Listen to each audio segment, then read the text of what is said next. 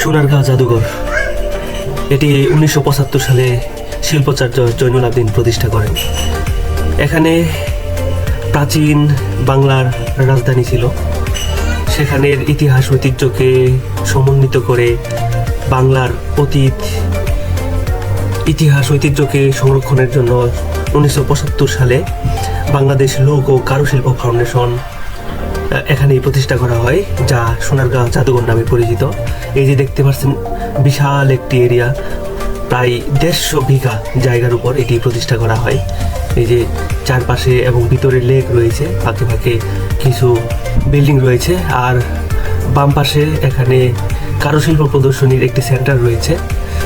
সব মিলিয়ে চমৎকার একটি পরিবেশ সোনারগাঁয়ে অবস্থিত। ঢাকা থেকে প্রায় 27 কিলোমিটার পূর্ব দিকে এই সোনারগাঁতে, নারায়ণগঞ্জ জেলার সোনারগাঁতে এই জাদুঘরটি অবস্থিত।